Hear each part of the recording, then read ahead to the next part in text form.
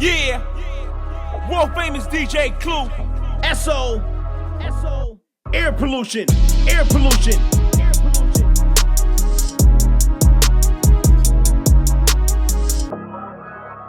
Yeah, man, world famous DJ Clue Desert Storm, Air Pollution Podcast. You know the vibes. The boy SO and our special guest Lola Brooke.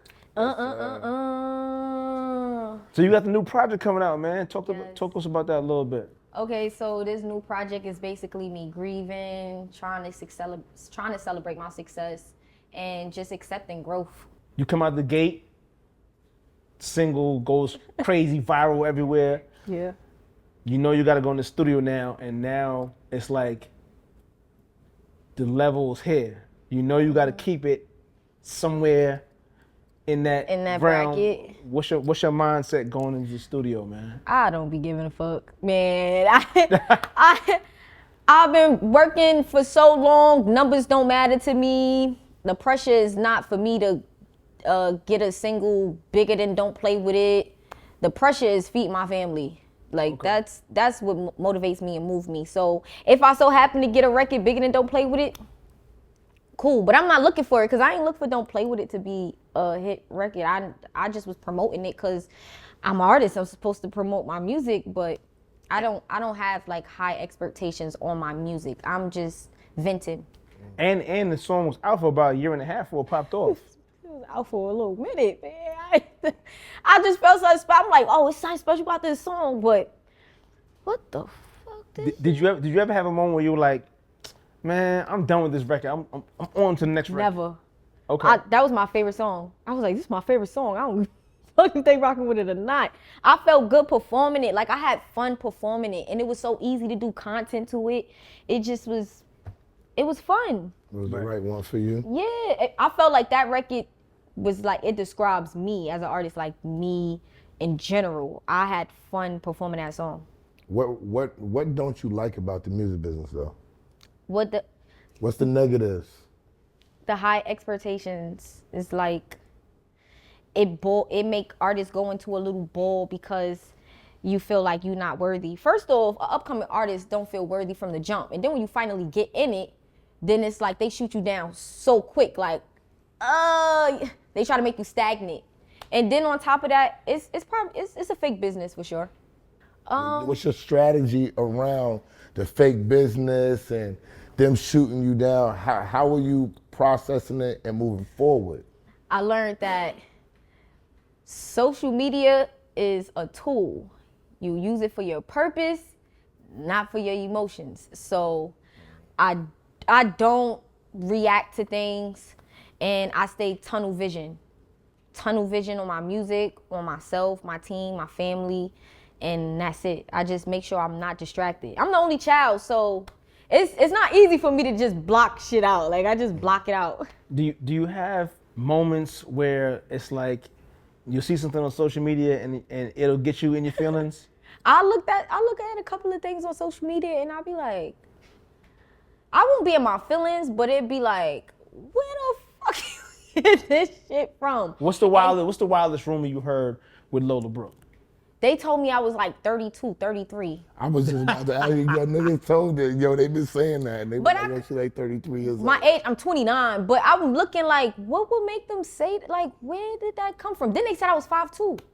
I said, so y'all believed I was 32 years old, but y'all ain't believe that I was 5'2". Mm-hmm. And y'all didn't believe that they said my net worth was like $1 million. This was like last year. Y'all believe that I was 32, but everything else, y'all like, no. Like, what? But it'd be funny, and then you gotta realize it's like some people take out they anger on everything else because they don't know how to cope with their own problems. And we all been angry before and like said things that we didn't mean, but man, I got so many people that love me that I could go and vent to them and they'll tell me like, yo, you good, chill out.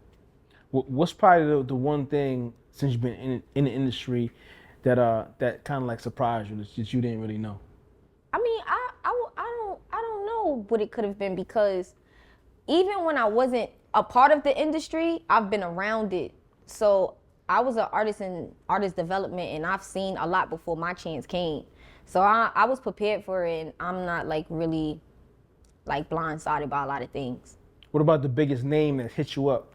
Like, yo, like, I'm trying to work with you, or... Oh, see, then that's when I be delusional. I be like, what the fuck they want to work with me for? And they be like, what? You burnt out. Your songs like you putting on. But yeah, it's been like a couple of big names where I just would just stare in space and just be in deep thought. Like, oh. Give me one name. Like Meek, because when I was growing up, he was my favorite artist. And I heard the hunger. He was hungry. He knew how to express himself. It didn't matter if it was good or bad. He was going to tell it. And now my son like, yo, Lo, like, let's get in the stew. Got a song with him. And then he brought me out at Powerhouse Philly. Right. That's dope. So it's like a 360 moment for me. Oh, my God. Oh, I've worked. I can't tell y'all, though. Cause Why? You can tell us. We family. Sav, don't do it. Stay over there. Let her tell a story. But you know who recently got, I can't. She got training. Oh, she just hit me with the curve. She got good media training. We need you on the Yankees with that curve. Oh, I was about to say, but you know, and I was about to do it. But can I keep the curve going? Yeah. No. Well, I collaborated with Eric Bellinger and Kim. Okay, that's dope. Yeah, so that was like a huge turnaround for me too as well. It was like unbelievable. Do you have a Napoleon complex about being so small, or do you enjoy it? I mean, I turn it off sometimes. I got it. I'm diagnosed with that. Okay. I got that. Yeah, I get angry because I'm like, I can't reach this shit. Why the fuck nobody here to help me reach this? Yeah, I get a little crazy because I got short people problems. Yeah, but you also have the vibes where you can go in any store and get the smalls, extra smalls, and be lit. Yeah. They ain't there. Why? The problem, see, I'm actually small. Okay. The problem with everybody else is that they have to understand that they're not small. Everybody that's bigger than me always go for the But you know smaller the girls size. want their stuff extra tight, so But they don't be a small. They be a medium. So they robbing you for your size. they be Yes. squeezing into the wrong But size. you look like you were extra small. I am an extra small. So those be on the standstill. Stop. But she's saying they be taking the But smalls, they extra take the smalls. small. All right, I'm an extra small. Yeah, I'm looking for a small. I can't find that. Okay. You know when you look for a medium, you like, oh, I'm going for a large then. How the hell you know I'm a size medium? Listen, don't even trip. I know what I know.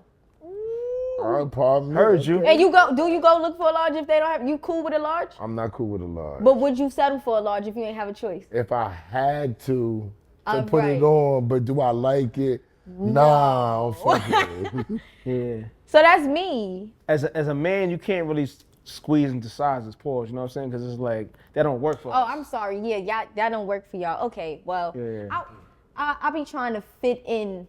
I wear large. I got broad shoulders. I wear large, so You wear large? yeah. This motherfucker works out all the time. He think he Hercules. He be bench pressing. I'm just trying to stay in shape. You do think you Hercules. I'm trying to stay in shape, This nigga man. think That's he it. Hercules and shit. Word. You know what I'm saying? So that's his problem and shit. Do you play sports? Do you like I can. sport? Do you like sport? What do you do besides rapping? If Lola Brooke is chilling, what you like to go do? Before all of this, before the success? Yeah, that's cool. Yeah, because now I don't have time to do shit but rap. I just like to, I'm a homebody. I like to be in a house, chill with my family. Netflix.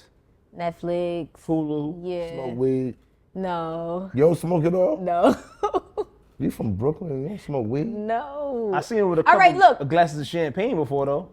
Yeah, of course, you know, I Okay. keep it cute and I drink straight, so I ain't no keeping it cute. I keep it real.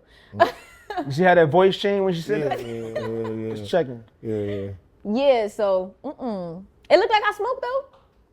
I mean, everybody smoke now. You don't take gummies or nothing. You don't do nothing. Nothing. When I was in high school, I smoked. When I was in high school, But I you smoked. quit right But now? I quit because I started rapping and I had to use my vocals, so I stopped smoking. Motherfuckers that sing still smoke. And you rap mother. like, I know, but but what? I don't want to be attached to something that I don't have to be. And even if I do take a pull of weed here and there or whatever, I just don't want to be attached to something. Like my father was an addict. So it's like he always told me, like, don't be too addicted to something. If you're going to do it, make sure you can get off it today or tomorrow. So I just try to keep that in my head all the time. Now, when we talking about workflow in the studio, man, how do you feel about the stigma about, you know, like artists, like, I'm not saying you do or you don't. Artists getting help with their songs, like maybe like a hook or like writing, what's your take on that? But that's been from the beginning. That's where music started off from. Of course. Or like helping out. That's why I don't realize, I don't know why people make such a big deal about it. Like, you know what I'm saying? Like whether, I feel like with music, I feel like it's a creative thing. So it's like. It's art. It's entertainment. Yeah. At the end of the day, so whether you do, you don't, I don't see what the big deal is. As long as you don't try to portray like. Okay, yeah, that's like you did everything yourself. I think it's cool. Yeah, it don't bother me as long as you're not pretending to be this extreme. That's so. I see your face. Talk to me, man. People are living a fantasy when it comes to the music business, right? They don't know what really goes on. Right. So they got the nerve, so they think that this is what it should be. They concoct this shit in their mind that people have to write all their lyrics. This is what makes a real rapper, and they don't even know what goes into actually making these songs. They don't have no idea about budgets. Nope. They don't have no idea about collaborations upon creativity. They don't have no idea about marketing and promo. They don't know anything that she's going through, and they're gonna say, yo, people need to write their records. Do they understand how hard it is for somebody this busy to sit down and write all their records and all their hooks and everything, pick all their beats by themselves? There's not enough time in one day. If you're a rapper, you make the time. Like, I'm a rapper. The only reason why I'm here today is because of a song that I made in the studio.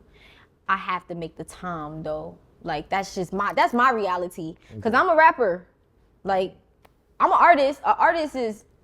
When you file your taxes, do you put rapper?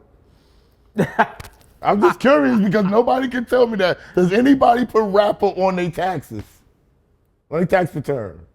You know what? But I'm just saying though, but for real though, like, I'm not mad at people having writers or anything like that, but I really do have to make time to write my music because I do music because it's therapeutic to me. Like, I've never done it for music. I never done it for numbers. I never did it for anybody else besides myself. This the only way I know how to cope with me. I was the only child. I ain't have nobody to speak to. So even when I don't feel like being in the studio, I be home writing. Like, I can't get away from it. Or I just start talking to myself. Nah, but I get that. You know what I'm saying? Like, let's say like a person like me, like I'll come home and I'll eat after I get off the radio, and then I'll sit from the computer, start working on beats and stuff like that. You know what I'm saying? But sometimes, like, you know, sometimes you just want to chill and relax, but then there's other times where, like, you know, for like months and months, you just go in and work right. and get the flow going. So it's understandable that, you know what I'm saying, you saying like, you know, when you sit at home and you're alone, and you're thinking like, yo, I need to get busy and get this pen going, you know what I'm saying? Right? But imagine having a great pen game and then you can ask for help. Just, you know, like. No, of course. You should. I think sometimes people get so comfortable with knowing that they could call for help that they just slack on what they could do for themselves. Gotcha. So. And I mean, I feel like a lot of people will get caught up in, like, they'll get popping and then, you know what I'm saying, like, themselves, they just want to enjoy the success and what comes with it. Yes. And forget about the craft. And right. then they wanted to just, like, you know, go get me some songs. I feel like a lot of artists do that. Nah, see. You know who impressed me? The fact that Future would go party up, go to the club, Yo. and then go straight to the studio. No matter what time it is. I was thoroughly impressed by even you coming telling me about that. I was like, that's different, and that's why the niggas working so crazy. And it's really true though. Like, it was a time when everybody was like, all right, come on, we about to go work. Pluto about to go in the studio work, and I was like, all right, cool. I know what this day looking like. Club, studio, he ain't rocking with it. Next song, ain't rocking with it. Next song, come back to the first song. Yep. Back to the club, back to studio, sleep in studio, wake up. Yo, that man really, really works. Crazy. Yeah. Who from your background, from your family, was doing music prior to you? I had cousins that was rapping. One of my cousins, Ja, he was rapping. I had a cousin, Kaz, he rapped. And I'm pretty sure it was others, but it probably was like a hobby. It wasn't something that they was like really, really doing. And then my grandfather would he would always like play the guitar. All right, so there is somebody in the back that played music. But I just realized that though. I just was, my grandma's passed recently and I had went to the house probably like 2 weeks ago.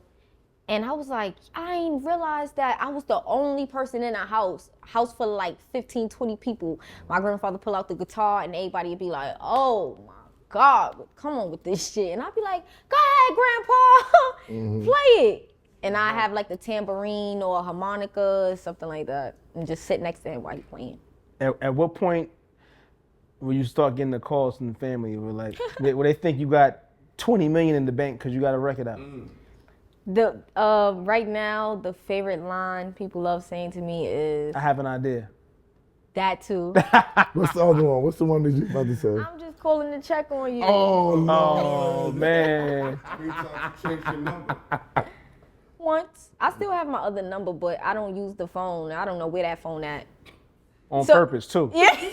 On purpose too. I have no idea where that phone is at. It's probably dead right now. You just let your other phone die on purpose. I'm Because you not said a that they'll phone- find a way to get a hold of me, huh? You snitching? No, He said on purpose. I'm having. He ain't have to say I'm on having purpose. a conversation. Nah, I'm I'm having messing- a I'm messing with- conversation. You ain't have to say the on purpose part. Because you was like, you didn't care, and I was like, well, people will find a way to get hold of you. You was like, yeah, I kind of feel that way too. So he really telling on me. So I realized that you just leave your phone behind probably on purpose, just because. My phone is it stresses me out. Anxiety? Yeah, it gives me bad anxiety, and I like to stay tunnel vision. So if my phone ring, and I feel like it's not important at the moment, then I do not want to pick up that call. I'm sorry. My bad. And you ain't shit for that, but whatever, yo. So what's the one thing you say motivates you the most, man? My mom, like, she motivate me like the most, because it was just always me and her, and I've never felt her pain. Like, she never showed me her pain. And as I got older, we having talks and she talking to me about certain things, and I'm like, oh, she like, I ain't have it. Like, when you was, I didn't have this or that, and I'm like, damn, that's crazy. But I mean, I was old enough to like try to help her out as well. Like, my first thing to do when I was 18 was get a job. I was like, when I turn 18, I'm going to go get a job. And that's what I did. I went and got a job so that I could help take care of me and have a lift off my mom type thing. I got one last question before we get out of here, man. Okay. I know you got to go. What's the craziest place a rapper / entertainer / ball player tried to pull up on you at? What's the craziest place that you didn't expect it? You got caught off guard totally. She don't want to tell nothing. That's good. Yeah, I know, right? The craziest place? Yeah. It's not, like, the craziest place. I don't. Like, where you just didn't expect it, like maybe an in-store or something like that, or like, you know what I'm saying, interview, or, and you're like, yo, what you doing It here? happens so much. I don't know. Yo, that's enough. We ain't even got to talk about it now. Oh my God. It's too much to recognize right now. Yes, I'm trying to think of like one. This nigga hot in the streets right now. Yeah. I'm trying to think of one that's like, it stood out though. I don't know. It's a couple. It's too many. It's too many. It's too many. It was. See? It was. I'm not. You gotta say it. You gotta say this one. You gotta say this one. Where was it at? I ain't gonna tell you where it was at though. Okay, Oh my God. You gotta say who, but you gotta say where it was at. Oh look. Look, I'm just gonna say this because I like that guy. Watch that private. Look, I went out, and shout outs to them though. They was cool. I was out somewhere, and they like, it was a strip club, and I guess them telling me that they wanted to. What? It was a strip club. I was out somewhere, and they what was it like? How many racks was it? They sent like 10,000 just to throw in the club. They And said 10,000 to throw? Yeah. So I guess that was Sheesh. like That was how they was trying to, you know. Yeah, but They said it without saying it. That's how yeah, they that shot was how their they were shot. shooting they shot. But What strip club was it? You can say that. no, Why? Yeah. There's a million strip clubs out here. Lola is a. Listen, you know what? My At least I can town, say this. At thugging least I with my can say, rounds. like, if y'all had homeboys that was like, yo, low, I want low. I'ma keep it cute. Like, I ain't gonna just. I mean, the club ain't saying who it was though. I don't. Nah, because. Yeah, you know. Yeah, niggas is surfing the internet for this one, baby. It's a different world right now. They know exactly what I'm talking They about. gonna know anyway now. No, You they said it was 10,000. They gonna search for every video of you with 10,000 in a strip club. But I don't always post. Huh? I don't. But I know you, Lola Brooke. You I'm from New York. You on time, and you ain't pulling out 10,000 of your own money at a strip club. You not. So they gonna find out where the 10,000 was on the table, and they gonna put two and two together, and they're gonna know. So you who's might there. as well just share it. So you might as right well now. just say it. You might as well share it. That's Well, fact. if it come, if I get caught, The blogs is on it as soon as they see this clip. Fact. like, well, I ain't never tell nobody this story. I told y'all, cause I don't be Okay. telling them. I don't be telling on the guys. I don't tell on them, and they be tripping. Oh. I do not tell on them though. She got a lot with her. All right, man. Look into that camera and tell them how to get your project, man. And Listen, y'all. Dennis' daughter out right now, all streaming platforms. Make sure y'all go check it out and follow me on Instagram, Lola.Brooke. what about the new address? What? Lola Brooke 718. Oh, Oh, the my Twitter. Oh, make sure y'all Damn, you forgot where your shit is at? hold on, mind your business. Follow me on Twitter, y'all. Lola Brooke 718. You heard 718 Princess. There we go, man. Air Pollution Podcast, man. World famous DJ Flo SO, Lola Brooke, Dennis' daughter, out right now. Go cop that. Yes. Air pollution. Air pollution. Air pollution.